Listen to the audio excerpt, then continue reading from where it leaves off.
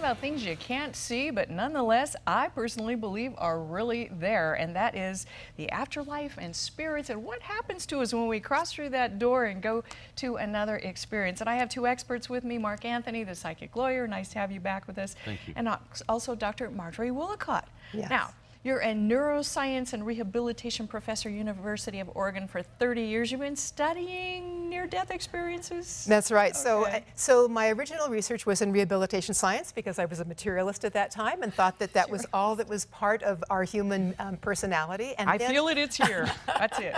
I began to meditate, and in my meditation experiences, I began to feel that there was much more, sort of like Mark was talking about earlier. And so I began to study meditation in the laboratory and then started teaching alternative and complementary medicine at the university, and then began to discover people's experiences at near death, for example, the near-death experiences that are so powerful. Right. I tell you, well, you're a better meditator than I am. I have to put a little note on my book to, meditate every night, and then I look at it like in 3 weeks, go, oh, I haven't done that once yet. Terrible, it's hard, that's really hard, don't you think? Do you try that? Oh, I meditate every day.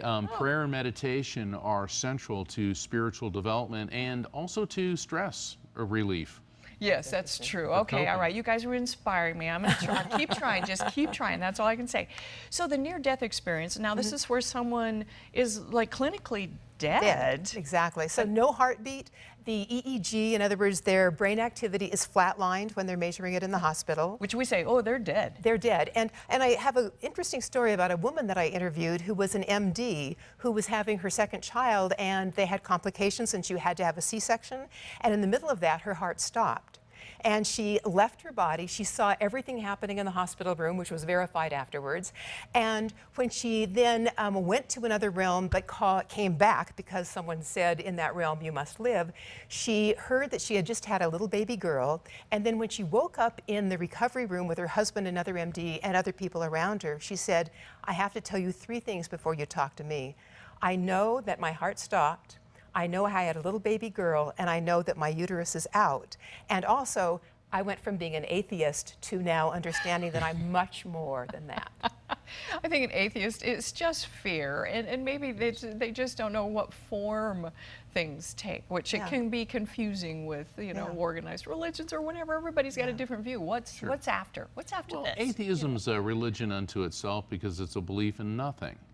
And the fascinating thing is, and Marjorie's done so many studies with near-death experiences, that Nancy Evans Bush, the President Emeritus of the International Association Near-Death Studies, she said that people who've had a near-death experience don't think that there's a God. They know there's a God.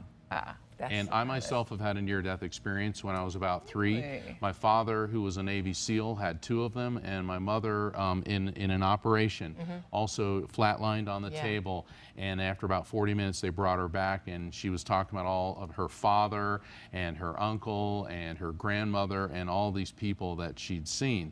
So near-death experiences are real, and Marjorie is one of the scientists, one of the foremost experts in the country who will be presenting this evidence at the Spirit Symposium. Fascinating. And is this part of the brain? I know a lot of people go, oh, it's just the illusion of brain chemicals, because so many people have these similar experiences. Exactly. I mean, so scientists that are skeptics would say, oh, these are just hallucinations from a dying brain. But the fact that you're actually seeing, and these are truthful visions of what's happening, like in the operating room, you are out of your body. There is no way that scientists can explain that when your brain is actually no longer functioning. Something else, as Mark was saying, the consciousness that is really the true identity is the one that's now in control at that time. So is science measuring this? Are they figuring this out? They are. So there's a wonderful study that I will talk about also at the symposium where they carefully brought in everybody that had cardiac arrest to a network of hospitals and then interviewed the people, looked at their EEG, et cetera, and they showed that 11% actually had near-death experiences that were verifiable afterwards.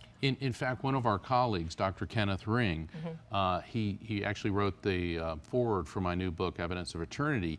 He did a study where somebody died on an operating room table and her consciousness was hovering above the hospital, and she talked about a red sneaker stuck in the storm gutter at the top of the hospital. When she came out, they revived her, she was talking about this, and the doctor said, get 2 people up there, let's just check it out. And guess what?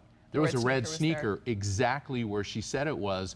Now, if it's a function of a dying brain, would that be in a dying brain? Yeah, it's impossible. Yeah, it is impossible. Yeah. It's fascinating. I mean, yeah, that gives me the chills, you know, when you talk about that kind of a thing. Now, you've written a book in Infinite Awareness, and what's that Yes, about? Infinite Awareness, The Awakening of a Scientific Mind. And it's about being a materialist neuroscientist who then begins to have experiences in meditation that tell me it's more than that, and then starting to do the research to put those two halves of my life together and really say, how can science expand a little bit to also include these other awarenesses and experiences that people have? So it's the research and the experiences. Because if it's not verifiable to our little physical minds, and we think it doesn't exist. So the fact that Einstein, as you mentioned, I mean, he said if you match your vibration to what you want, there's no way you cannot get it. This isn't exactly. What do you say? This is not, you know, woo-woo psychology. This is actual fact. This is science. This is physics. Yeah. You know, That's exactly what Einstein said. And what we're seeing is that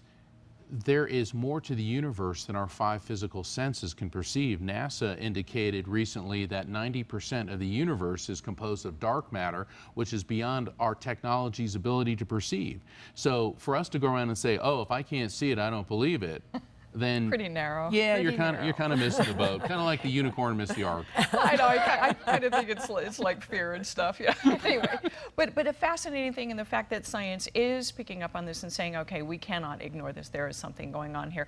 Again, the Spirit Symposium going on this weekend kicks off tonight, goes all through Sunday. These wonderful folks, Dr. Marjorie Woollacott, thanks for joining us. Yes. Also, Mark Anthony, the psychic lawyer, will be there with all kinds of information, data, and Dr. Gary Schwartz wasn't able to visit with us today, but he was going to tell us about a little technology that kind of proves it too. So Yes. a lot of great things going on. Information on the screen. Sign up. I'm going to be there.